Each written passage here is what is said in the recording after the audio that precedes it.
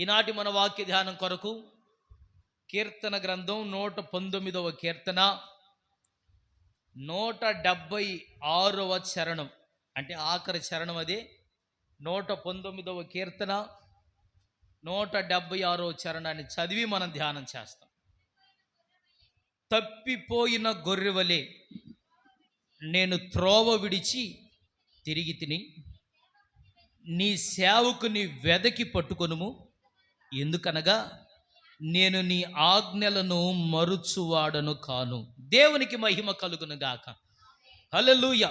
దేవుని బిడ్డలారా, జాగ్రత్త వినండి. ఈ చదవబడిన లేఖన భాగంలో దేవుని సేవించే భక్తుడు, సేవకుడు దేవునికి ఒక మనవి చేస్తున్నాడు. మనం ఆ పై వచనాలన్నీ 119వ అధ్యాయం అంతా చదివితే, ఆ అధ్యాయంలో దేవుని వాక్యంపై, దేవుని యొక్క మార్గములపై ఈ భక్తునికి ఎంత ఆశ ఉందో, ఎంత ఆసక్తి ఉందో మనకు కనపడిద్ది. ఎన్నో సందర్భాల్లో ఆయన ఆ పై వచనాల్లో, ప్రభువా ఎన్నో సమస్యలు నా జీవితంలో వచ్చాయి, అయినా నీ వాక్యంపై నేను ఆశ కలిగి ఉన్నాను. అనేకులు నన్ను విడిచిపెట్టారు, అయినా నేను నీ వాక్యంపై ఆశ కలిగి ఉన్నాను అంటూ తన జీవితంలో ఎన్నో ప్రతికూలమైన పరిస్థితులు వచ్చినా కానీ దేవునిపై ఆయనకు ఆశ ఉన్నట్లుగా, దేవునిపై ఆయనకి నమ్మకం ఉన్నట్లుగా, దేవునితో నడవాలనే ఒక కోరిక, వాంఛ ఆయనకున్నట్లుగా కనపడుతుంది. ఆయన ఆజ్ఞలను మరిచిపోయిన వాడు కాదు ఈయన భక్తిహీనుడు కాదు, భక్తి కలిగిన వాడే. కానీ ఏదో ఒక కారణం చేత త్రోవ తప్పిపోయాడు. ఏం జరిగింది చెప్పండి? త్రోవ తప్పాడు. ఈ త్రోవ తప్పిన వ్యక్తి పాపాత్ముడు కాదు. ఈ త్రోవ తప్పిన వ్యక్తి దేవుని గురించి తెలియని వ్యక్తి కాదు. దేవుని గురించి తెలుసుకున్నవాడే, దేవుని వాక్యం పట్ల ఆసక్తి ఉంది, దేవునితో నడవాలనేటువంటి ఆకాంక్షతో తన జీవితాన్ని కొనసాగిస్తున్నాడు. ఇంకా ఈయన అంటాడు, నేను నీ సేవకుడిని అంటాడు. అంటే దేవుని సేవించే తత్వం తనకుంది. కానీ ఏమవుతుందో తెలియదు, కానీ ఆయన జీవితంలో దేవుని మార్గాన్ని తప్పిపోయాడట. తప్పిపోయిన తరువాత ఈ మాట మాట్లాడుతూ ఉన్నాడు, అయ్యా నేను తప్పిపోయిన గొర్రె వలె త్రోవ విడిచి తిరిగానయ్యా. ఈయనకు అన్నీ తెలుసు కానీ త్రోవ విడిచిపోయాడు. ఏం చేసి అన్నీ తెలుసు, దేవుని కొరకు బ్రతకాలని తెలుసు, దేవుడంటే ఏంటో తెలుసు, దేవునిలో ఉన్న ఆశీర్వాదం ఏంటో తెలుసు, దేవుని యొక్క ప్రేమ ఏంటో తెలుసు.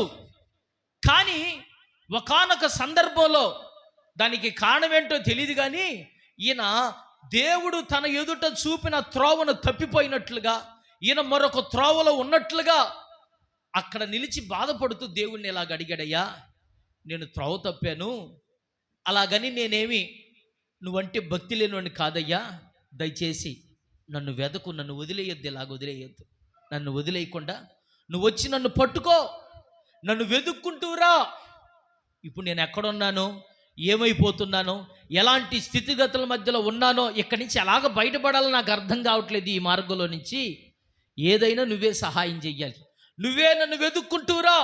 వెతుక్కుంటూ వచ్చి నన్ను నువ్వు పట్టుకో ప్రభువా. నువ్వు పట్టుకోకపోతే ఇక నా జీవితంలో అర్థం లేదు, నువ్వు పట్టుకోకపోతే నా జీవితంలో ఇక నాశనం అయిపోద్దానేమో, నువ్వు పట్టుకోకపోతే నేనేమైపోతాను నాకు అర్థం కావట్లేదు, కాబట్టి నేనే దారి తొలగిపోయాను. అయితే నువ్వు నన్ను వెతుక్కుంటూ వచ్చి నన్ను పట్టుకో ప్రభు అని దేవుని సన్నిధిలో ఒక ప్రార్థన చేశాడు. దేవునికి స్తోత్రం చెబుదామా? హల్లెలూయా. ప్రియమైన దేవుని ప్రజలారా, సరిగ్గా ఇలాంటి పరిస్థితులు దేవుని ప్రజలైనటువంటి అనేకుల జీవితాల్లో మనకు కనబడతాయి. మన జీవితాల్లో కూడా ఒక రకంగా చెప్పాలంటే ఇలాగే ఉంటుంది. దేవుని గురించి తెలుసు, దేవుని మార్గాలు తెలుసు, దేవుని కొరకు బ్రతకాలనే తలంపులు మన హృదయం నిండా ఉన్నా కానీ కొన్ని ప్రతికూలమైన పరిస్థితులు దేవుని మార్గంలో నుంచి మనం తప్పిపోయేటట్లుగా మనల్ని చేశాయి.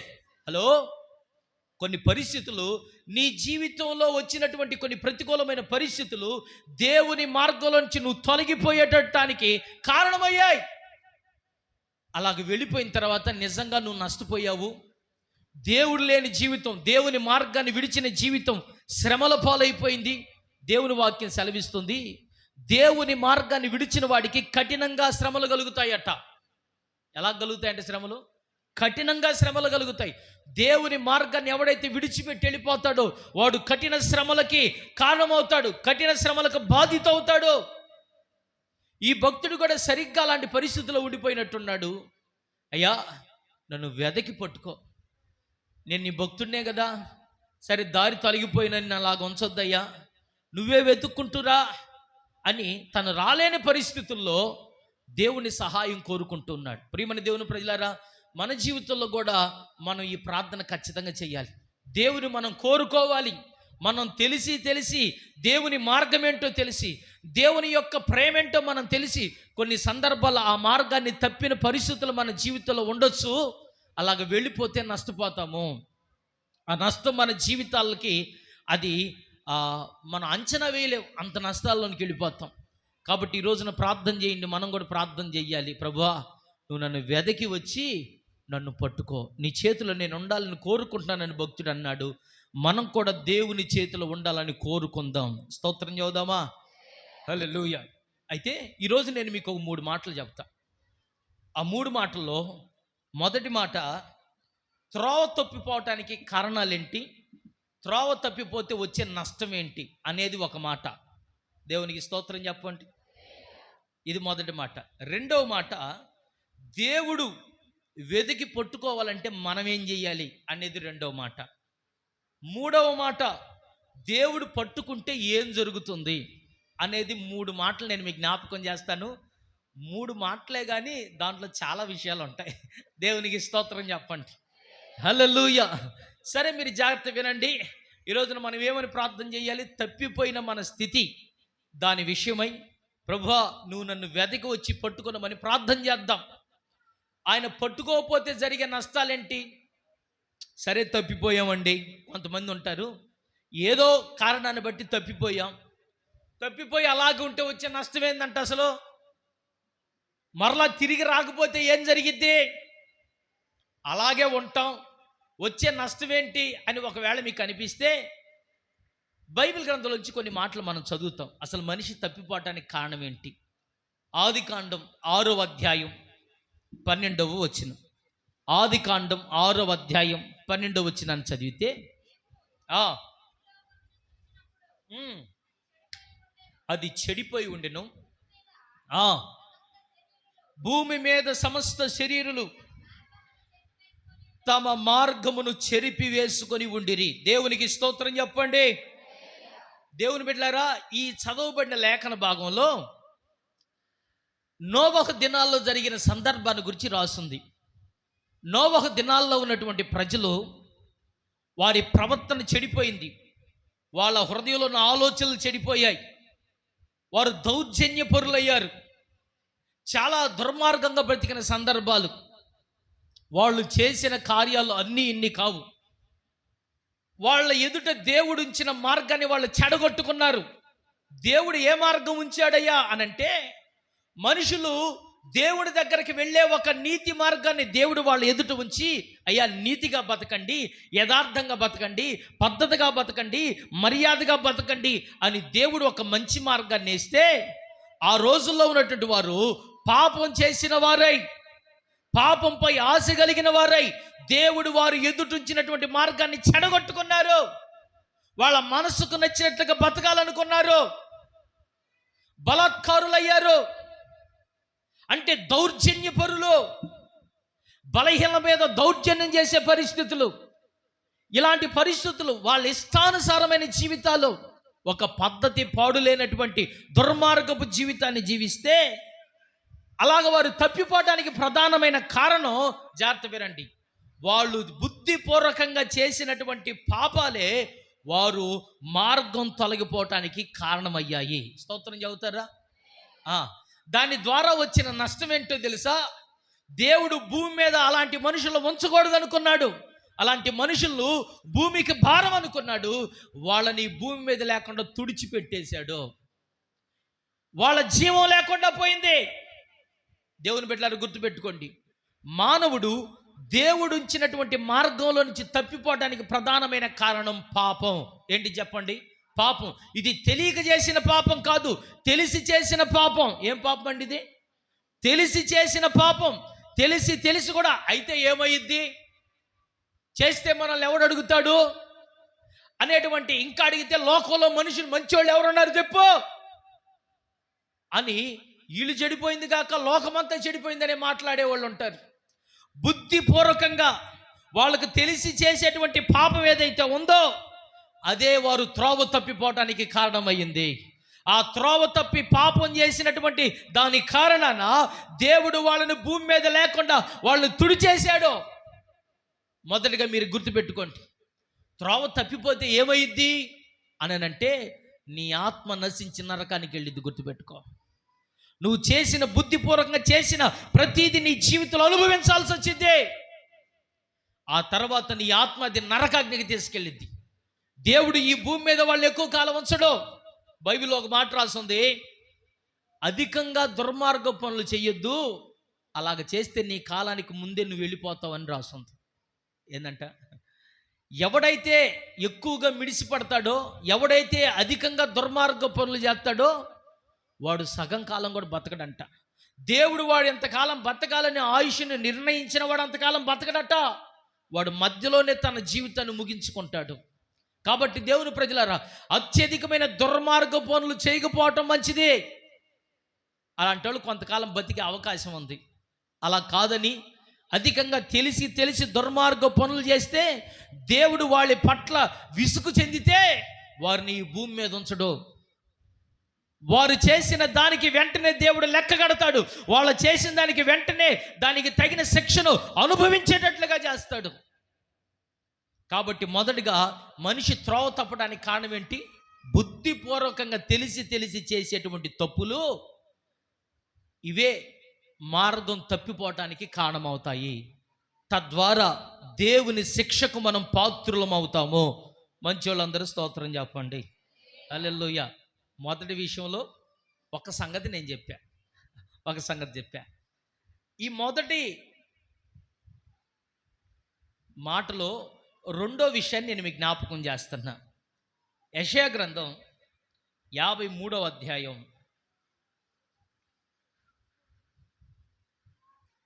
6వ వచనం. మరొకరు రోమీయులకు రాసిన పత్రిక 3వ అధ్యాయం 10-18 10 నుంచి 18 వరకు చదవాలి. యెషయా గ్రంథం 53:6 చదవండి. మనమందరము గొర్రెల వలె త్రోవ తప్పిపోతిమి, మనలో ప్రతివాడును తనకిష్టమైన త్రోవకు తొలగిన. చాలు, దేవునికి స్తోత్రం చదువుతారా? హల్లెలూయా. మనిషి త్రోవ తప్పిపోవడానికి కారణాలేంటి అనే మొదటి మాటను మనం ధ్యానం చేస్తున్నాం. ఇటు చూడండి, స్తోత్రం చెప్పండి. హల్లెలూయా. మనిషి త్రోవ తప్పిపోవటానికి కారణం ఏంటి? భక్తుడు అన్నాడు కదా, అయ్యా నేను గొర్రె వలె త్రోవ తప్పిపోయాను అని అన్నాడు కదా. అసలు మనిషి త్రోవ తప్పడానికి కారణం ఏంటి? మానవుడు చేసే పాపం. అది కూడా బుద్ధిపూర్వకంగా తెలిసి చేసే పాపమే వాని నాశనానికి కారణమయ్యిద్ది. రెండవదిగా మనిషి త్రోవ తప్పడానికి కారణం ఏంటంటే ఇక్కడ భక్తుడు అంటాడు, మనమందరము గొర్రెల వలె త్రోవ తప్పాం, ప్రతివాడు తనకిష్టమైన త్రోవకు తొలిగాడు. జాగ్రత్త వినండి. రెండవ కారణం ఏంటంటే దేవుడు చూపిన త్రోవలో కాకుండా ప్రతి ఒక్కడు తమకిష్టమైనటువంటి త్రోవను ఎంచుకున్నాడు. అందుకని త్రోవ తప్పాడు. స్తోత్రం చెప్పండి. అర్థమైందా నా మాట మీకు? అర్థం? త్రోవ వెళుతున్న ఆ మార్గాన్ని తప్పి ఇంకో దాంట్లోకి వెళ్ళిపోవడానికి కారణం ఏంటంటే ప్రతివాడు తమకిష్టమైన త్రోవలోకి వెళ్ళిపోయాడట. దేవుని త్రోవ వాడికి కష్టం అనిపించింది, దేవుని త్రోవ వాళ్ళకి ఇరుకనిపించింది. అందుకనే తమకిష్టమైన త్రోవకు అనేకులు తొలగిపోయినట్లుగా దైవ గ్రంథంలో రాస్తుంది. దేవుడు ఒక త్రోవ ఉంచి, అయ్యా ఈ త్రోవ మంచిది, అమ్మా ఈ మార్గంలో నడిస్తే నీకు మేలు కలిగిద్ది, నీ కుటుంబానికి మంచి జరిగిద్ది అని అంటే అది చాలా కష్టం అనిపించి, అది చాలా ఇరుకనిపించి, అది చాలా ఇబ్బంది అనిపించి దాంట్లో మేలేమి లేదన్నట్లుగా వీళ్ళు తమకిష్టమైన త్రోవకు తొలగిపోయారు. కొంతమంది దేవుని మార్గంలోకి వచ్చి, దేవుని సన్నిధిలోకి వచ్చి దేవుని ఆరాధన చేస్తున్నా దేవుడు చూపిన త్రోవలో నడవటం అంటే దేవుని వాక్యం చెప్పిన ఆ మార్గంలో ఆ విధంగా బ్రతకటం అనేకులకు కష్టమైపోయి ఆ త్రోవను తప్పిపోతుంటారు దేవుని ప్రజలారా. అలాగ తప్పిపోవటం వల్ల వారి జీవితాల్లో జరిగే నష్టం చాలా గొప్పది. ఇంతకీ ఆ త్రోవ తప్పిన వాళ్ళు తమకిష్టమైన త్రోవను ఏర్పాటు చేసుకున్నారంట కదా. ఇంతకీ ఆ త్రోవలో ఏముందట? ఆ త్రోవలో ఏం చూసి వెళ్ళారు, లేకపోతే ఆ త్రోవలో వెళ్ళిన వాళ్ళ యొక్క పరిస్థితులు ఎలాగున్నాయి? తీసారా రోమిలికి రాసిన పత్రిక 3వ అధ్యాయం 10 నుంచి చదవండి. ఆ ఇందును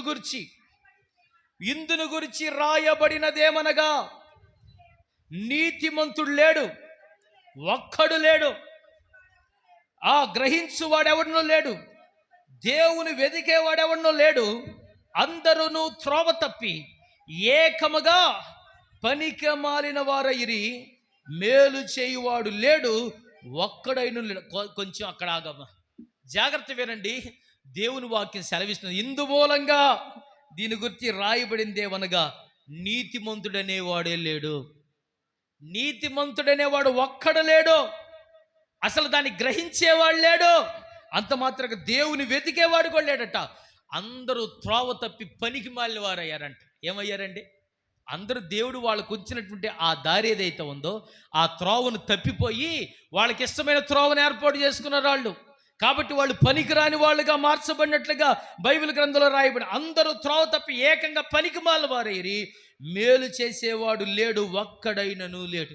అమ్మా, బైబిల్ చెబుతుంది అనేకులు త్రోవ తప్పి ఒక్కడు మంచివాళ్ళు లేడంట.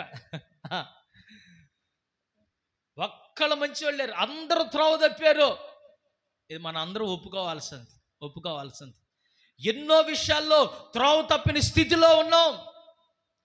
అందరూ దేవునికి ఉపయోగపడిన వారిగా, పనికి మాలిన వారిగా మార్చబడ్డాం. ఈ త్రోవ తప్పిన వారి యొక్క స్థితిగతులు ఎలాగుంటాయో తెలుసా? ఆ కింద వచనాలు చదివితే ఇక్కడ మనకి ఒక 7 విషయాలు కనపడతాయి అంట. 7 విషయాలు. అందులో మొదటిది ఏం చెప్పండి? వారి గొంతుక తెరచిన సమాధి. అక్కడ ఆగుదాం.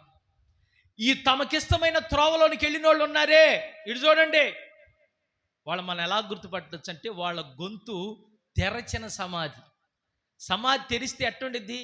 అందంగా ఉండిద్ది, ఏం ఉండదు, కుళ్ళిపోయి ఉండిద్ది, పురుగులు బట్టి ఉండిద్ది. అర్థమైందా? దేవుని బిడ్డలారా, మీరు గుర్తుపెట్టుకోండి, ఈ త్రోవ తప్పి కొంతమంది ఉన్నారే, వాళ్ళ జీవితాలు ఎలాగుంటాయంటే దుర్గంధం, చెడ్డవాసన. వాళ్ళతో కలిసి బతకలేరు, వాళ్ళతో కలిసి జీవించలేరు. ఎందుకనంటే వాళ్ళ జీవితాలు సచ్చిన సమాధిలో ఉన్నటువంటి సచ్చిన శవం మాదిరిగా ఉంటాయి. ఆ సచ్చిన శవం ఉండిద్ది, ఆ సమాధి తెరిచిన దాంట్లో నీకు ఉపయోగపడేది ఏదైనా తీసుకో అంటే తీసుకుంటావు నువ్వు? అమ్మా కొండమ్మ గారు, సమాధి తెరిచి నీకేమైనా కావాలంటే తీసుకో దాంట్లో అంటే ఏం తీసుకుంటావు నువ్వు? ఏముంది పాస్టర్ గారాడా, ఏముంది తీసుకోవటానికి? ముసాయ్ అంతేనంటారా లేదంటారా? దాంట్లో ఉపయోగపడేది ఏముండదు. ఈ త్రోవ తప్పిన వాళ్ళ జీవితాలు కూడా చెడ్డ వాసన. ఓ పాస్టర్ గారు, వాళ్ళ గురించి మాట్లాడబాక, ఇక నా గురించి మాట్లాడబాక. ఎందుకో ఆ నోట్లో నోరు పెట్టమన్నట్టుగా అనుకుంటారు కదా కొంతమంది. అసలు మాట్లాడద్దు వాళ్ళ గురించి, దుర్మార్గులు అని అంటారు. ఈ కొంతమంది త్రోవ తప్పిపోవడానికి ప్రధానమైన కారణం ఏంటంటే తమకిష్టమైన త్రోవలను కోరుకోవటమే. అలాంటి వాళ్ళు గొంతు తెరిచిన సమాధి. ఆ జీవితాలు, ఆ బతుకులు కంపు కొడతాయి. వాళ్ళంతా సెంటు కొట్టుకున్నా, రోజుకు 3 పూట్ల స్నానం చేసినా బతుకు కంపు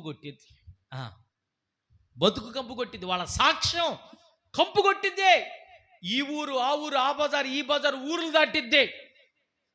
దాటి వాడ దాటి దేశపు నలుమూలకి వెళ్ళిద్ది. పలానోళ్ళు అట్టంటోళ్ళు, వాళ్ళ కుటుంబం అట్టాంటిది, వాళ్ళ బతుకులు అట్టాంటి అనేటువంటి ఒక చెడ్డ వాసన వచ్చింది. వాళ్ళ గొంతు అట్టుండిద్దంట. ఆ తర్వాత తమ నాలుగుతో మోసం చేస్తారు. జాగ్రత్త వినండి, ఈ త్రోవ తప్పినోళ్ళు. కృపయ్య గారు, ఇటు చూడండి, దేంతో మోసం చేస్తారంటే వాళ్ళు నాలుగుతో మోసం చేస్తారంటే మాయ మాటలు చెబుతారు. వాళ్ళ మాటలు ఉంటాయండి, మామూలు మాటలు కాదు, మాయ మాటలు అంటారు వాటిని. ఇంక వాళ్ళు మాట్లాడితే ఇంకా వాళ్ళ వలలో పడాల్సిందే, అంతగా నమ్మిస్తారు, అట్ట మాట్లాడతారు. అసలు వీళ్ళే పెద్ద నీతిమంతులు అన్నట్లుగా, వీళ్ళే చాలా పరిశుద్ధులు అన్నట్లుగా, వీళ్ళే న్యాయవంతులు అన్నట్లుగా మాట్లాడతారు. వాళ్ళు వాళ్ళ నాలుగుతో మోసం చేస్తారు, అందరినీ మోసం చేస్తారు. ఆ తర్వాత వారి పెదవుల క్రింద సర్ప విషం ఉంది. అబ్బో, ఏముందంట? ఈ దారి తొలగిపోతారే, తమకంటూ ఒక మార్గాన్ని చూపుకుంటారే, వీళ్ళ వీళ్ళ పెదవుల కింద సర్ప విషం ఉంది అని అంటే ఇంక వాళ్ళు దాచుకుంటారు, దాన్ని దాచుకొని తగిన సందర్భంలో ఆ విషాన్ని ప్రయోగం చేస్తారు. వాళ్ళ మాటలు ఉంటాయండి, వాళ్ళ మాటలతోనే చంపేస్తారు. వాళ్ళు దేంతో చంపుతారండి? మాట్లాడట్లా మీరు, అసలు మీకు మాటలు రావన్నట్టుగా, ఎవరిని ఏమన్నట్టుగా చూస్తున్నారే మీరు. మీ మాటలన్నీ నాకు తెలియకపోయినా ఆయనకి తెలుసు. ఈ దారి తొలగినటువంటి వారి పెదవుల కింద సర్ప విషం ఉంది. కొంతమంది పెదాల కింద పొగాకు పొడి ఉంటుంది. ఈ దుర్మార్గం నశించునుగాక. కొంతమంది పెదవులు, ఆ పెదవుల కింద సర్ప విషం ఉంది. బాగా మాట్లాడినట్టే మాట్లాడతారు. ఇక ఆ మాటలు అనేకుల్ని గాయపరిచేటట్లుగా, ఆ మాటలతోనే చచ్చిపోయేటట్లుగా చేస్తారు వాళ్ళు. వీళ్ళు త్రోవ తప్పినోళ్ళు. ఇంకా ఏమని రాస్తుంది చదువుదాం. వారి నోటి నిండా శపించుటయు పగయు ఉన్నది. వాళ్ళ గొంతేమో తెరిచిన సమాధి. వాళ్ళ నాలుగుతో ఏం చేస్తారు? మోసం చేస్తారు. ఆ తర్వాత వాళ్ళ పెదాల కింద సర్ప విషం ఉండి దాంతో చంపేటట్లే పని చేస్తారు. ఆ తర్వాత వాళ్ళ నోటి నిండా ఏముందంట? శాపం ఉంది, పగ ఉంది. వాళ్ళు నోరు తెరిచి ఎప్పుడు మంచి మాటలు మాట్లాడరండి. వాళ్ళు నోరు తెరిచి శాపమే, వాళ్ళ నోటి నిండా శాపమే ఉండిద్ది. వాళ్ళ ఆశీర్వాదాన్ని కోరుకోరు కనుక వాళ్ళకు కూడా ఆశీర్వాదం రాదు. ఏందండి? వాళ్ళు ఇతరులను దీవించరు కనుక వాళ్ళకు కూడా దీవెన రాదు.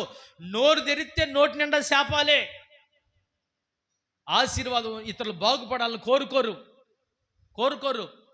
శాపాలే వాళ్ళ నోటి నిండా ఉంటాయి. వాళ్ళ నోటి నిండా పగ. దేవుని బిడ్డలారా గుర్తుపెట్టుకోండి, పగ అనేది చాలా ప్రమాదం అండి. దేవుని వాక్యం చెబుతుంది, పగ అంటే కోపపడటం వేరు, పగ పెట్టుకోవటం వేరు. కోపం అంటే నీకు ఇప్పుడు మీ మీద నాకు కోపం వచ్చింది అనుకో, ఉన్నది ఏదో బయటకు గక్కేయాలి అంతే.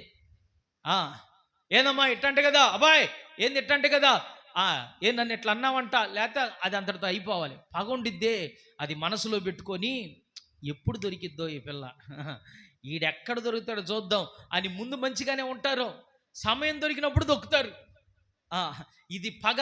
దేవుడు అన్నాడు, ఎవరితో అన్న గొడవ ఉంటే పొద్దుగుంకే సమయానికి ఆ పగని లేకపోతే ఆ గొడవని సమాధానం పరుచుకోవాలట. దాన్ని ఇంక అంతటితో రోజు గడవకూడదంటే అది అంతటితో సాయంత్రానికి సమాధానం అయిపోవాలి, అది సమాధి అయిపోవాలి అంతే.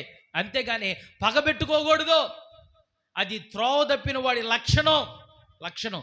వాళ్ళ నోటి నిండా ఏముందండి? శాపం ఉంది. నోరు తెరిస్తే శాపమే. ఎన్నడ నాశనం అయిపోతారో అని అంటారు. వాళ్ళ డైలాగులు మామూలుగా ఉండవు. శాపం శపిస్తారు, జాగ్రత్త. నీ నోరు పలుమార్లు శాపాన్ని వచ్చిస్తే నీ మీద కూడా, నీ కుటుంబం మీద కూడా అదే శాపం వచ్చింది. ఇతరులను దీవించండి, ఆ దీవెని మీకు కూడా వచ్చింది. స్తోత్రం చెబుదామా? హల్లెలూయా. ఆ నోరు సంగతి అలా పక్కన పెడితే కిందకు వద్దాం. రక్తం చిందించుటకు వారి పాదములు పరిగెత్తుచున్నవి. వాళ్ళు దేనికి పరిగెత్తున్నారట? రక్తం కళ్ళజొట్టడానికి పరిగెత్తున్నారంట వాళ్ళు. త్రోవ తప్పిన వాళ్ళ యొక్క పరిస్థితులు ఉంటాయి. ఇతరులు రక్తం కళ్ళ చూసేంత వరకు వీళ్ళకి ప్రశాంతంగా ఉండదు. గొడవలు తగాదలంటే ఒంటికాలి మీద లెగిసే వాళ్ళు ఉంటారు. బతికినంత కాలం గొడవలే. నేను ఒక మాట చెబుతాను వినండి, మనుషుల నోళ్ళలో నానటం అంత మంచిదేం కాదు. మనుషుల చేత వాడు దుర్మార్గుడు, ఆమె దుర్మార్గులని మాటలు అనిపించుకోవటం, అది మనకి ఎప్పటికీ, మీ కుటుంబాలకి మీకు ఎప్పటికీ మంచిది కాదు. నలుగురు మంచోళ్ళని అనిపించుకునే స్థితిలో మనం బతకాలి. స్తోత్రం చెబుదామా? హల్లెలూయా. వాళ్ళు మంచోళ్ళయ్యా అనేటువంటి ఆ సాక్ష్యాన్ని మనం కలిగి ఉండాలి. కానీ మనం తగాదులకు కాలు దువ్వే వాళ్ళంగా ఉండకూడదు. దేవునికి స్తోత్రం. హల్లెలూయా. కాబట్టి ఈ త్రోవ తప్పినోళ్ళు వాళ్ళు సొంత మార్గాలు ఎంచుకుంటారు. వాళ్ళు త్రోవ తప్పిపోవడానికి ప్రధానమైన కారణం తమకిష్టమైన త్రోవలు వాళ్ళు కోరుకున్నారు. అలాంటి వారి జీవితంలో వాళ్ళు పరిగెత్తే దేనికి? దేవుని పనులు చేయటానికో లేకపోతే సమాధాన పరచడానికి కాదు, రక్తం చిందించటానికి. ఆ తర్వాత నాశనమును కష్టమును వారి మార్గాల్లో ఉన్నాయి. జాగ్రత్త చూడండి, ఏముని అంటే వాళ్ళు వెళ్ళే దారిలో నాశనం ఉంది, కష్టం ఉంది. మీరు జాగ్రత్త వినండి. కొంతమంది జీవితాలు, ఈ మార్గం తప్పినోళ్ళు వీళ్ళు వెళ్ళే మార్గంలో వాళ్ళ కుటుంబాన్ని కూడా తీసుకెళ్తారు. వింటున్నారా? ఎవరిని? వాళ్ళ కుటుంబాన్ని. ఉదాహరణకి మీకు చెబుతున్నా, ఇంట్లో ఉన్న పెద్ద దిక్కు ఎవరైతే ఉంటారో వాళ్ళు ట్రాక్టర్ ఇంజిన్ లాంటి వాళ్ళు. అయ్యా ఎలాంటి వాళ్ళు? ట్రాక్టర్కి ఇంజిన్ ఉండిద్ది, ట్రక్ ఉండిద్ది. అవునంటారు లేదారా? ఉండిద్ది. ఆ ఇంటి యజమానులు ఎవరైతే ఉన్నారో వాళ్ళు ఇంజిన్ లాంటి వాళ్ళు. ఆ ట్రక్ దానికి తగిలిచ్చి ఉండిద్ది. ఈ ఇంజిన్ ఎడిపోతే ట్రక్ అడిపోద్ది. గుర్తుపెట్టుకో. ఈ ఇంజిన్ కనుక ముళ్ళలోకి పోతే అది కూడా ముళ్ళలోకి పోద్ది. ఈ ఇంజిన్ గుంటలో పోతే అది కూడా గుంటలో పోద్ది. ఈ ఇంజిన్ లోయలో పడితే ట్రక్ కూడా ఆడబడిద్ది, లోయలోనే పడిద్ది. నేను లోయలో పడితే పడ్డాను, ట్రక్ నువ్వు మాత్రం అలాగే ఉండంటే ఎట్టుండిద్ది? నువ్వేగా లాక్కొని పోవటం దాన్నే. కొంతమంది వీళ్ళు త్రోవ తప్పింది కాక తన కుటుంబం అంతటిని నాశనానికి తీసుకెళ్తారు. వీళ్ళు చేసే ఆలోచనలు దేవుని విడిచిపెట్టి వీళ్ళు ఒక త్రోవలోకి వెళ్ళి వీళ్ళు చేసే నిర్ణయాలు, వీళ్ళు తీసుకునే ఆలోచనలు ఇవన్నీ నాశనానికే కారణం. అందులో కష్టాలు ఉంటాయట. ఏముంటాయి? కష్టాలు ఉంటాయి. వీళ్ళ కోసం వీళ్ళు ఏర్పరచుకున్న త్రోవలో వీళ్ళు వెళుతూ ఆ కుటుంబాన్ని, వారి బిడ్డల్ని నాశనానికి ఈడుస్తూ కష్టాలు పాలు చేస్తారు. అమ్మా మనకి ఎందుకే ఇన్ని కష్టాలు అని అంటే చేసేది ఏముందిరా? ఇంజిన్ అడ్డుపడిపోతా ఉంది, తప్పదు. నానా ఎందుకు మనకు అన్ని కష్టాలు అని అంటే మనం చేసేది ఏముందిరా? మనం ట్రక్కులో కూర్చున్నాం, మీ అమ్మ ఇంజిన్ లాక్కొని పోతుందిరా, లాక్కొని పోతుంది. మనం చేసేదేమి లేదు. ఆ నష్టాన్ని, ఆ నాశనాన్ని, ఆ కష్టాన్ని జీవిత కాలం అంతా కూడా ఏ రోజు తన కుటుంబాన్ని, తన బిడ్డల్ని సంతోషపెట్టిన బాపత వాళ్ళకు ఉండదు. బతుకంతా కష్టమే, అంతా నష్టమే, కష్టాలు పాలు చేయటమే వాళ్ళ కుటుంబాన్ని అంతా. ఈడు త్రోవ తప్పింది కాక తన కుటుంబాన్ని, తన నమ్ముకున్న కుటుంబం అంతటిని నాశనంలోనికి, కష్టంలోనికి ఎడవబడతారు. వాళ్ళు అనుకుంటారు మేమేం తప్పు చేసాం, మేమేం పొరపాటు చేసామంటే మీరు చేయలా, మీ అమ్మ మీ నాయన చేశారు, అందుకని లాక్కొని పోతా ఉన్నారు.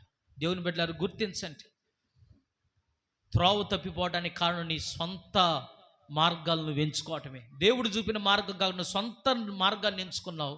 నువ్వు నష్టపోయేది కాక, నువ్వు నాశనం అయిపోయేది కాక, నీ కుటుంబాన్ని నాశనానికి, కష్టాల బాటలో నువ్వు తీసుకుని వెళుతున్నావు. జాగ్రత్త. నువ్వు వెళుతున్న మార్గం నువ్వు ఒక్కడివే కాదు కష్టపడేది, నిన్ను నమ్ముకున్న నీ కుటుంబం అంతా కూడా ఆ మార్గంలోకి నిన్ను బట్టి వెళ్ళిపోయి ఆ నష్టాన్ని అనుభవించాల్సి వచ్చింది. ఆకానొక్కడు ఒక పాపం చేస్తే, ఒక పొరపాటు చేస్తే దానికి తగిన శిక్ష తన కుటుంబం మీదకి రాలేదా?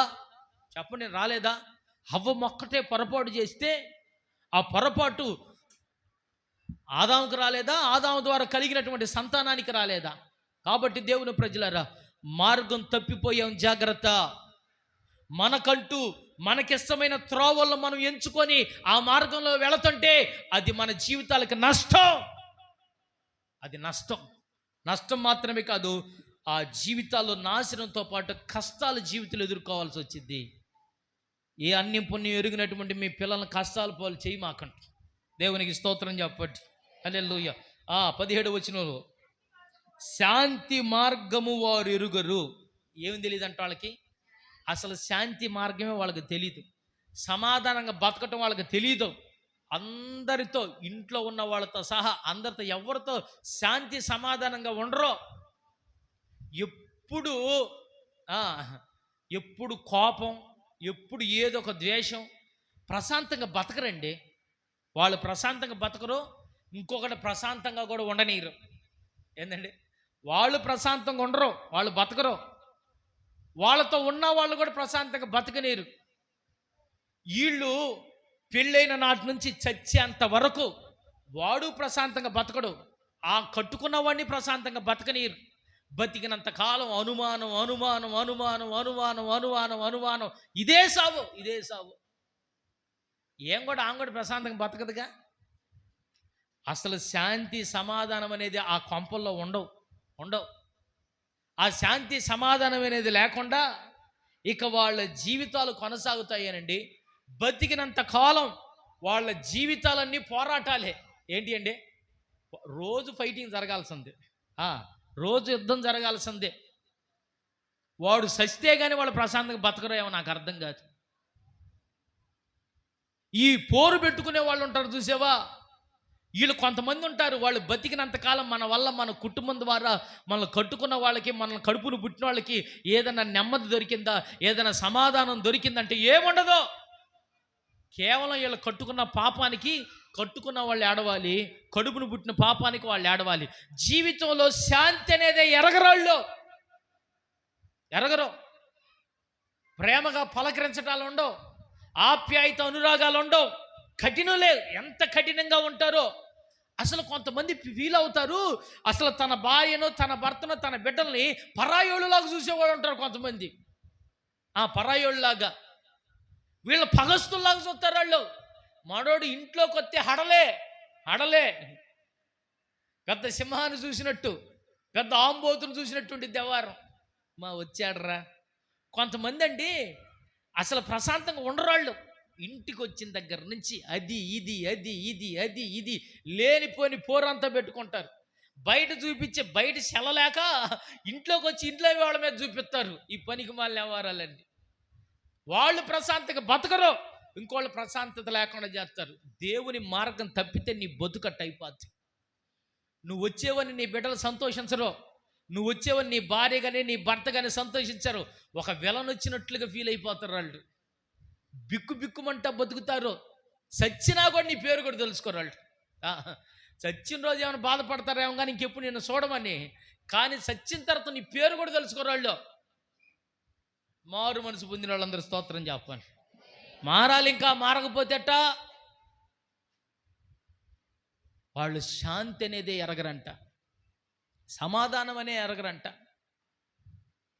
కొంతమంది ఒక్కొక్కరికి ఎంత టార్చర్ చూపుతారో వాళ్ళ జీవితాల్లో ఆ పగ తీర్చుకోవటమే. కొంతమందికి అదేంటో, ఇతరులు ఏడిస్తే వాళ్ళకి అదొక సంతోషం. ఏందండి, ఇతరులు ఏడిస్తే అదొక సంతోషం, వాళ్ళకి అదొక సంతోషం. జీవితంలో ఎంతకాలం ఉంటామో తెలియదు. బతికినంతకాలం కుటుంబంతోనన్నా సమాధానంగా బతుకుదాం, కుటుంబంతోనన్నా నెమ్మదిగా సమాధానంగా బతుకుదాం. ప్రాముఖ్యంగా కుటుంబానికి పెద్ద దిక్కుగా ఉన్నవాళ్ళు సమాధానపరచడానికి ప్రయత్నం చేయాలి. దేవుని వాక్యం చెబుతుంది, సమాధానపరచు వారు ధన్యులు, వారు దేవుని కుమారులు అనబడతారు. చప్పట్లు కొట్టి దేవుని స్తుతించు. హల్లెలూయా. దేవుని ప్రియులు, వాళ్ళకి వీళ్ళకి కాకుండా చేయమాకండి. శాంతి అనేది వాళ్ళు ఎరగరంట. అసలు సమాధానం అనేది వాళ్ళ జీవితాల్లో లేకుండా పోయింది. ఇది మార్గం తప్పిన వాళ్ళ ద్వారా కలిగే నష్టం. సమాధానం, దేవుని మార్గాన్ని తప్పితే నీకు సమాధానం ఉండదు. ఆ తర్వాత మాట చదవండి. వారి కన్నుల ఎదుట ఏం లేదంట, దేవుని భయం లేదు. విన్నారా? ఈ త్రోవ తప్పిన వాళ్ళు ఎదుటంట అసలు వాళ్ళ కళ్ళ ఎదుట దేవుని భయమే లేదట. దేవుని భయం లేని వారు నాశనానికి ఎడవబడతారు. దేవుని ప్రజలారా, వాళ్ళకి దేవుని భయం అంటూ లేదు. దేవుని గురించిన జ్ఞానం ఉండదు వాళ్ళకి. దేవుడు చూస్తున్న భయం లేదు. దేవుడు ఖచ్చితంగా తీర్పు తీరుస్తాడు అనే భయం లేదు.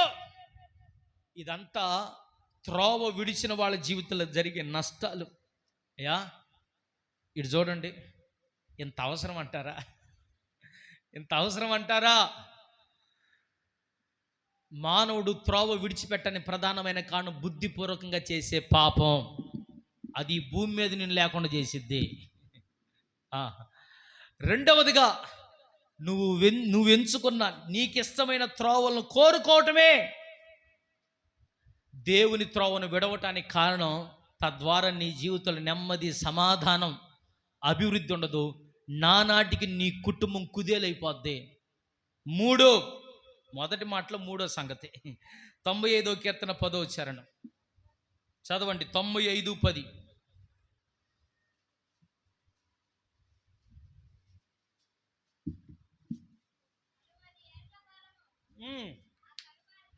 ఆ తరము వారి వలన నేను విసికి వారు హృదయమున తప్పిపోవు ప్రజలు నా మార్గమును తెలుసుకొనలేరని కావున నేను కోపించి మీరెన్నడును నా విశ్రాంతిలో ప్రవేశింపకూడదని ప్రమాణము చేసి తిని. దేవునికి స్తోత్రం చెబుదామా? హల్లెలూయా. మూడవదిగా ఇశ్రాయేలు గురించి దేవుడు ఇలాగ మాట్లాడతాడు. అదే ఐగుప్తుని విడిచి కనానుకు ప్రయాణం అయిపోయారు కదా, వీళ్ళ గురించి దేవుడు అంటాడు, వీళ్ళని బట్టి దేవుడు 40 సంవత్సరాలు ఆ తరం వారి వల్ల విసిగిపోయాడట. ఎందుకు విసిగిపోయావయ్యా అని అంటే, వీళ్ళు ఐగుప్తుని విడిచారు, కనానికి ప్రయాణం చేస్తున్నారు. వాళ్ళ దేహాలు ప్రయాణం చేస్తున్నాయి, కానీ వాళ్ళ మనసులో తప్పిపోయారు. వాళ్ళు త్రోవ తప్పారు. వింటున్నారా? వారి అడుగులు మాత్రం కనానికే వెళుతున్నాయి, కానీ వారి మనసు మాత్రం త్రోవ తప్పింది. వాళ్ళ మనసు ఎక్కడికి పోయేది? ప్రతి దానికి ఐగుప్తుకి వెళ్ళిపోయేది. వాళ్ళు వెళతా ఉండేవాళ్ళు. వాళ్ళ జీవితంలో దేవుడు ఎన్నో కార్యాలు చేస్తూ వచ్చాడు. అక్కడ ఐగుప్తులో 10 రకాలైన తెగుళ్ళు రప్పించాడా? అక్కడి నుంచి దాటిన తరువాత చేదైన నీళ్ళు వస్తే మధురంగా మార్చాడా లేదా? మార్చాడా లేదా? మార్చాడు. అయ్యా తినటానికి లేవు అని అంటే ఆకాశం నుంచి మన్నాను కురిపించాడు. మాంసం తినాలనుకుంటున్నాం అంటే పూరేళ్ళని తీసుకొచ్చేసేవాడు. దాహం అవుతుంది ఎడారిలో, అసలు ఇక్కడ ఒక్క చెరువు లేదు, ఏమీ లేదంటే ఒక బండం చీల్చి ప్రవాహంగా నీళ్లు రప్పించాడు. ఏది కావాలంటే అది దేవుడు వాళ్ళకి సమకూరుస్తున్నా, ఇంకా వాళ్ళ హృదయంలో చిన్న సమస్య వచ్చినప్పుడల్లా వెంటనే దేవుని సణుక్కునేవాళ్ళంట. ఎందుకు తెచ్చావు? అసలు శుభ్రంగా ఐగుప్తులోనే ఉండకపోయామా?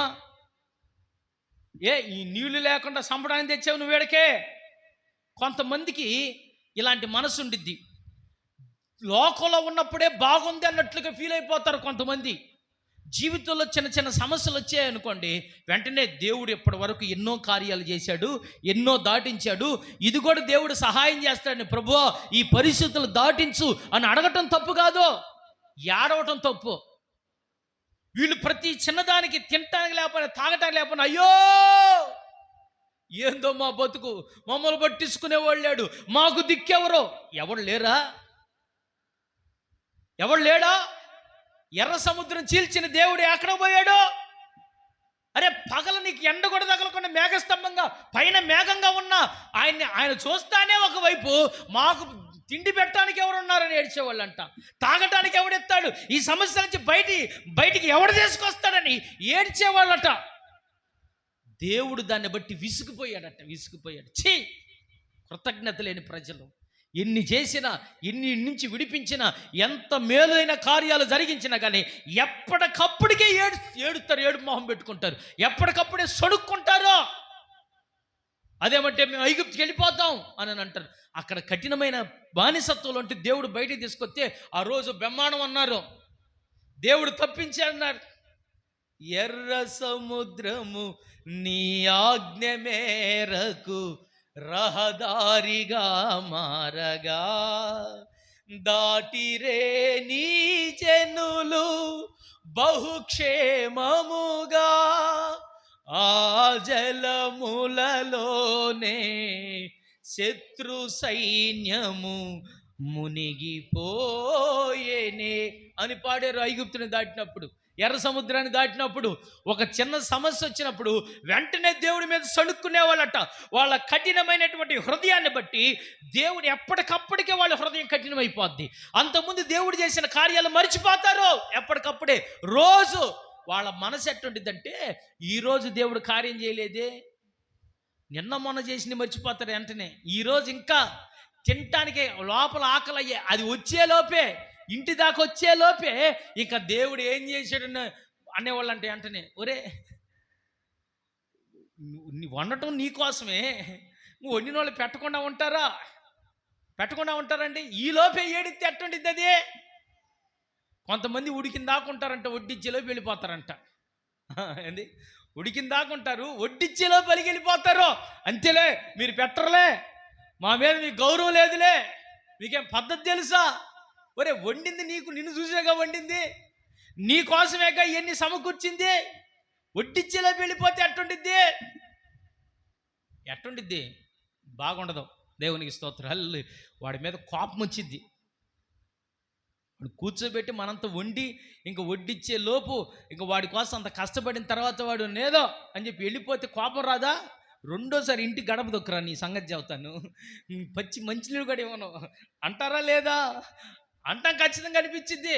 అదేదో ముందే పోతే గొడవ లేకుండా బొద్దుగా, నీకోసం ఇంత చాకిరి చేసిన తర్వాత, నీకోసం ప్రాణం పెట్టిన తర్వాత, నీకోసం ఒక కాపర్నిచ్చి ఉపదేశాన్ని అందించి ఇంత కాపుదలు ఇస్తున్న తర్వాత నువ్వు అలిగెళ్ళిపోతే ఎట్టుండిద్దే? దేవుని వాక్యం ద్వారా ప్రభు మాట్లాడుతున్న విషయం. వాళ్ళు హృదయాలు కఠినపరుచుకొని ఎప్పటికప్పుడు దేవుని శోధించేవాళ్ళు. అందుకని వారు తప్పిపోయారని దేవుడు వాళ్ళని ఏం చేశాడంటే కనానుకు నడిపించలా. వాస్తవంగా కనాను ప్రయాణం అంట ఐగుప్తు నుంచి 40 రోజులు అంట. ఎన్ని రోజులు? వాళ్ళు ఎంతకాలం నడిచారు తెలుసా? 40 సంవత్సరాలు. 40 సంవత్సరాలు. ఎందుకు ప్రభువా 40 సంవత్సరాలు పట్టిందంటే, ఇగో ఇట్లాంటి కృతజ్ఞత లేని వాళ్ళు ఉన్నారే, సణుక్కునే వాళ్ళు, వీళ్ళు అసలు అక్కడ పంపకూడదు, వీళ్ళు అక్కడ తీసుకెళ్ళను.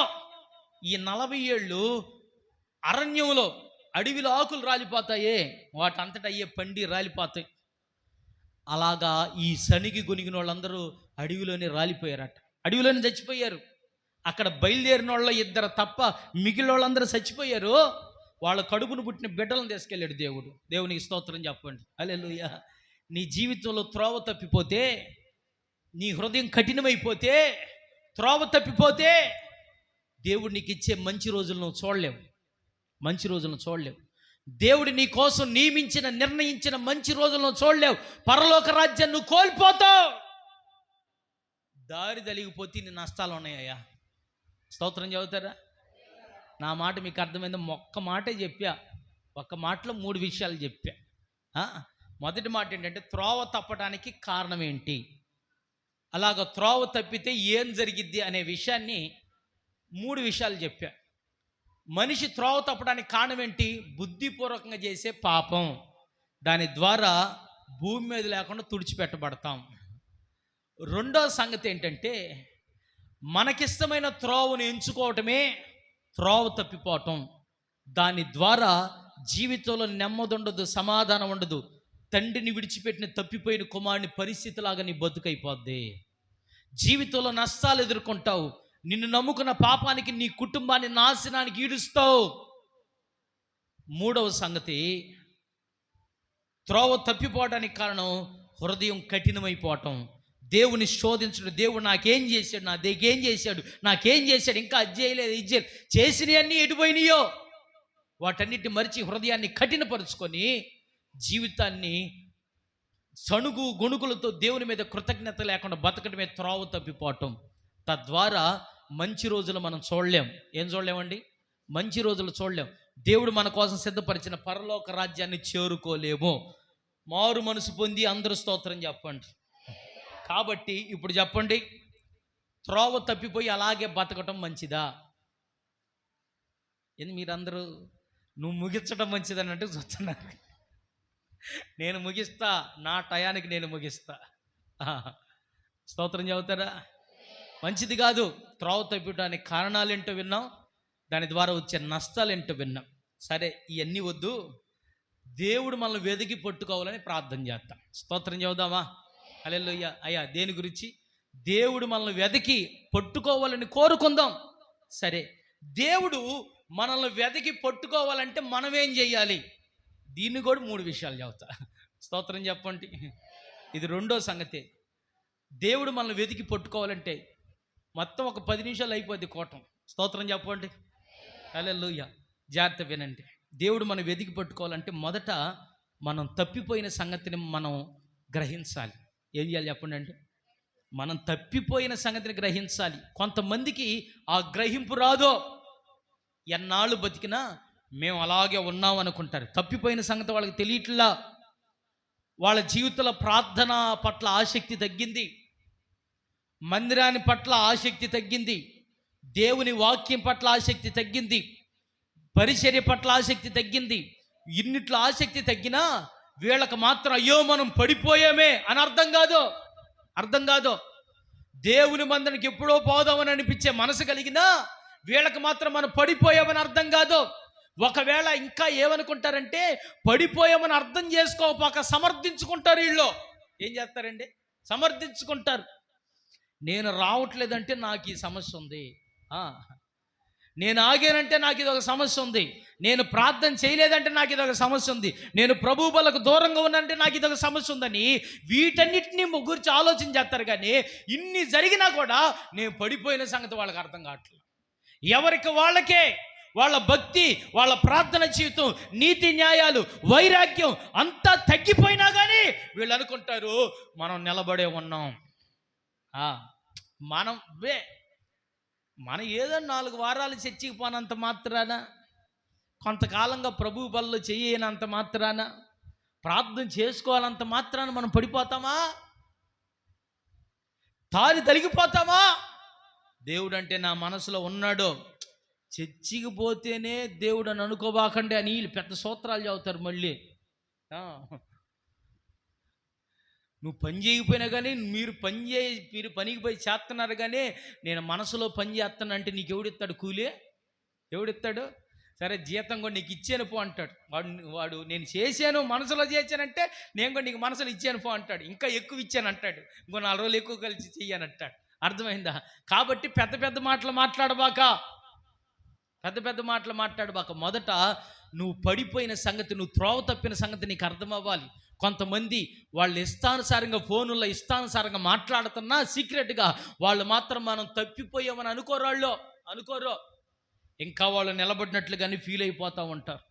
ప్రార్థన ఆగిపోయింది, ప్రభు వల్ల చెయ్యటం ఆగిపోయింది, ప్రభు పాదాలు పట్టుకోవడం ఆగిపోయింది, కన్నీటితో దేవుని ఆరాధించడం అన్నీ ఆగిపోయినా ఇంకా వీళ్ళు మనం త్రోవ తప్పలేదో, మనం ఖచ్చితమైన రూట్లోనే ఉన్నాం అని అనుకుంటున్నారు.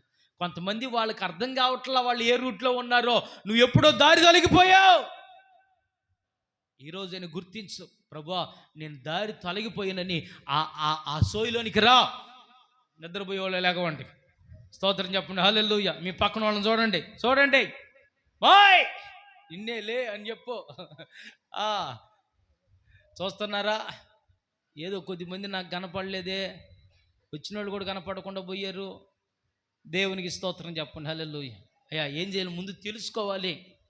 నీకు తెలియకపోవటానికి కారణం నువ్వేదో మైకంలో పడిపోయావు. మరి నువ్వు ఏ మొత్తులో పడిపోయావు నాకు తెలీదు. వందనాలు. మీరు పడిపోయిన సంగతి, తప్పిపోయిన సంగతి కూడా మీకు అర్థం కావట్లా. దారి తొలగి వెళ్ళిపోయినా ఒకడికి మైండ్ ఎప్పుడు వచ్చిందో తెలుసా? తప్పిపోయిన కుమారుడికి అంతా పోయిన తర్వాత తెలిసింది, అరే తండ్రిని విడిచిపెట్టి వచ్చాను నేను అని అప్పుడు తెలిసిందే. అంత నష్టం నువ్వు తెచ్చుకోబాక, అంత ఆరిపోయే పరిస్థితి తెచ్చుకోమాక, పందులు పొట్టు తినటానికి అంత దౌర్భాగ్య పరిస్థితి వచ్చేదాకా సోయి లేకుండా బతకమాక. ఒకసారి మెలకు తెచ్చుకో. గుడ్డిగా కళ్ళు మూసుకొని నువ్వు ఎటు పడితే వెళ్ళిపోతున్నావు, ఆ మార్గంలో ఎంత నష్టం వచ్చింది నీకు అర్థం కావట్లా. కాస్త కళ్ళు తెరిచి చూసి అసలు నీ అడుగులు ఏ మార్గంలో ఉండి చూసుకో. నువ్వు భక్తి మార్గంలో నిలిచావా? దేవుడు చెప్పిన మార్గంలో నడుస్తున్నావా లేదా? వాక్యం చెప్పిన మార్గంలో ఉన్నావా లేకపోతే ఏదో దారిలోకి వెళ్ళిపోయావా? ఒకసారి ఆలోచన చెయ్యి. ఎట్టా వచ్చేసానని చెప్పి వెళ్ళిపోమాక, నష్టపోతావు. ఇకనైనా వెనక్కి తిరుగు. స్తోత్రం చెప్పు, హల్లెలూయా. ఇకనైనా తిరిగిరా. నీ జీవితంలో దేవుడు నిన్ను వెదకి వచ్చి నిన్ను పట్టుకోవాలంటే, దేవుని ప్రజలారా, ముందు నీ పొరపాటు తెలుసుకో. నువ్వు తప్పిపోయిన సంగతి నువ్వు గ్రహించు. రెండవదిగా తిరిగి దేవుని మార్గంలో నడవాలనే కోరిక నువ్వు కలిగి ఉండవు. అర్థమైందా? దేవుడు నిన్ను వచ్చి పట్టుకోవాలంటే, ఆయన చేతిలో తీసుకోవాలంటే నీ జీవితంలో తప్పిపోయిన సంగతి గ్రహించి, ప్రభువా నీతో బతకాలనే కోరిక నాకుందయ్యా అనే మనసును తెచ్చుకో. మూడవదిగా దేవుణ్ణి అడుగు, ప్రభువా నువ్వు వదిలేస్తే నేనేమైపోతాను నాకు తెలీదు, నన్ను వెదకి వచ్చి పట్టుకో ప్రభువా. ఆయన చేతిలో ఉండాలని కోరుకో. స్తోత్రం చెప్పు, హల్లెలూయా. ఎంతకాలం ప్రభువా నేను నీ చెయ్యి పట్టుకున్నాను అందుకని తప్పిపోయాను, ఇప్పుడు అట్ట కాదు, నా చెయ్యినే నువ్వు పట్టుకో. స్తోత్రం చెప్పండి, హల్లెలూయా. నా చెయ్యినే నువ్వు పట్టుకో, నా చెయ్యి పట్టుకొని నన్ను నడిపించయ్యా అని దేవుని సన్నిధిలో కోరుకో. స్తోత్రం చదువుదావా? హల్లెలూయా. నా మాట మీకు అర్థమైందా? 2 విషయాలు చెప్పా. ఒకటి, తారి తొలగిపోవటానికి కారణం ఏంటి, దానికి జరిగే నష్టం ఏంటి చెప్పా. 2, ఆయన నిన్ను వెతికి వచ్చి పట్టుకోవాలంటే నువ్వేం చేయాలో కూడా 3 విషయాలు చెప్పా. ఏం చేయాలి? తొలగిపోయిన సంగతి నువ్వు గ్రహించాలి, దేవుని మార్గంలో నిలబడాలి, మనసు నీకు రావాలి. మూడవదిగా పట్టుకోమని దేవునికి రోధించాలి, ప్రార్థన చేయాలి. ఉపవాస ప్రార్థనలు మీకోసం ఉన్నాయి. ఏ విషయంలో మీరు తప్పిపోయిన వారైతే అందరం తప్పిపోయిన వాళ్ళమే. ప్రభువా నా చేయి నువ్వు పట్టుకో, ఇంతకాలం నేను నీ చేయి పట్టుకున్నాను, కొన్ని పరిస్థితులు వదిలిపెట్టాను, ఇక నుంచి అట్ట కాదు, నా చెయ్యి నువ్వు పట్టుకో, నన్ను నడిపించు ప్రభువా అని దేవునికి ప్రార్థన చేసి దేవుని సన్నిధిలో నేను అప్పగించుకునే సమయం ఆ ఉపవాస ప్రార్థనలో అందులో మీరు ఖచ్చితంగా నిలబడండి. మూడో సంగతి కూడా చెబుతా, 5 నిమిషాలు స్తోత్రం చెప్పండి. అలే పూర్తి చేయకపోతే బాగుండదుగా, మరి అంత అరకొరగా ఉండదు. మూడో సంగతి ఏమని చెప్పాను, దేవుడు పట్టుకుంటే ఏం జరిగిద్ది? భక్తుడు కోరుకున్నాడు కదా, దారి తొలగిపోయానయ్యా, నువ్వే వెతుక్కుంటూరా, నన్ను పట్టుకో, నీ చేతిలో ఉంచు అని అన్నాడు కదా. అలాగ దేవుని చేతిలో ఉంటే ఏం జరిగిద్ది? యోహాను సువార్త 10:29 వచ్చి నోట్ చేసుకోండి, ఇంటికి వెళ్ళి చదవండి. అక్కడ రాయబడిన మాట ఏంటిదంటే, దేవుని చేతులు ఎవరైతే ఉంటారో ఆయన చేతిలో నుంచి అపహరించబట్టం అనేది ఎవడి తరం కాదు. అంటే ఒక మాట మీరు గుర్తుపెట్టుకోండి, ఇటువైపు చూడండి, స్తోత్రం చెప్పండి. నువ్వు దేవుని చేతిలోకి వస్తే నీ చేతిలో నుంచి ఎవరు నిన్ను లాక్కోలేరంట. ఆయన చేతిలో ఉన్న నిన్ను కానీ నీ కుటుంబాన్ని కానీ దొంగిలించుకొని పోవటం ఎవడి తరం కాదు. హలో, అర్థమైందా? నువ్వు దేవుని చేతిలోకి వస్తే ఆయన చేతితో నిన్ను పట్టుకుంటాడు. ఆయన పట్టుకుంటే ఆయన చేతిలోంచి నిన్ను దూరం చేయటం, ఆయన చేతిలోంచి నిన్ను కష్టాల్లోకి లాగటం, ఆయన చేతిలోంచి నిన్ను శాపంలోని తీసుకురావటం, ఆయన చేతిలో నుంచి నీ జీవితాన్ని నాశనం చేయటానికి ఎవడు ఆయన చేతులంతా తీసుకోవటం ఎవడి తరం కాదు.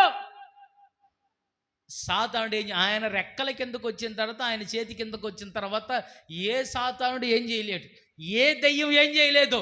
ఆయన చేతిలో లేకుండా నువ్వు బయట తిరిగినప్పుడే వాడికి అధికారం. అర్థమైందా? ఒక్కసారి ఆయన చేతిలోనికి నువ్వు, నీ కుటుంబం, నీ బిడ్డలు, నీ చేతి పనులు, నీకున్న సమస్తం ఆయన చేతిలోకి వచ్చిందా, ఆయన చేతిలోంచి తీసుకెళ్ళే దమ్ము ఎవడికొంది చెప్పండి? మీకు ఎవరికొన్నా ఉందంటారా? ఆ నల్లొడుగు కూడా లేదు, ఎవడికి లేదు. ఆయన చేతిలో నువ్వు, నీ కుటుంబం ఉంటే నీ దగ్గర నీలో ఉన్న సంతోషం, నీలో ఉన్న ఆశీర్వాదాన్ని అక్కడి నుంచి తీయటం ఎవడతరం కాదు. అందుకని భక్తుడు అన్నాడు, అయ్యా నీ చేతితో నన్ను పట్టుకో అన్నాడు.